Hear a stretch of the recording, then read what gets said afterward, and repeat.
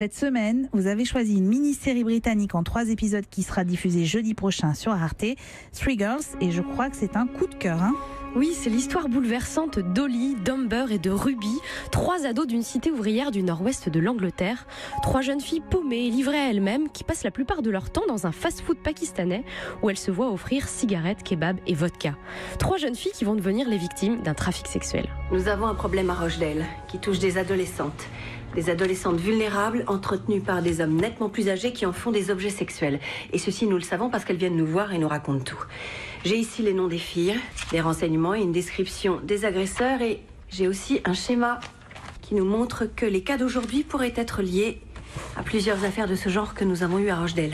Alors c'est une série qui s'inspire d'une histoire vraie, c'est ça ? Oui, alors je ne sais pas si vous vous en rappelez, c'est une histoire qui date d'il y a quelques années, un scandale qui s'appelle l'affaire de Rochdale.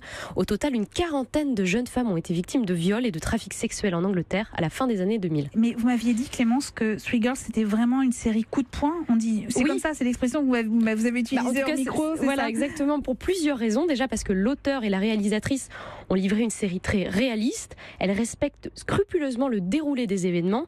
Elles se sont d'ailleurs beaucoup documentées pour raconter le calvaire des adolescentes de la façon la plus juste et la plus crédible possible. Alors, souvent, j'explique aux invités, quand on parle d'une série, c'est parce qu'on a compris que dans cette série, ils allaient un peu plus loin, c'est-à-dire qu'on arrive à comprendre la société. Et là, c'est ça, c'est au-delà du fait divers. En fait, la série, elle est intéressante aussi parce qu'elle montre les failles du système judiciaire et policier en Angleterre. Tout à fait. Et d'ailleurs, c'est presque ce deuxième point qui chamboule le plus, car Holly, l'une des adolescentes, alerte les services de police à plusieurs reprises après ce qui s'est passé, mais rien ne se passe. Une employée du centre local de prévention sur la sexualité qui a compilé les preuves, on l'a entendu tout à l'heure, alerte aussi les autorités, mais la police enterre l'affaire et il faut attendre des années avant que l'enquête soit rouverte.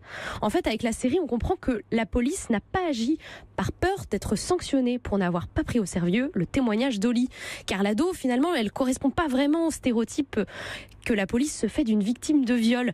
Et puis, elle a peur aussi d'être accusée de racisme, parce que tous les suspects sont pakistanais.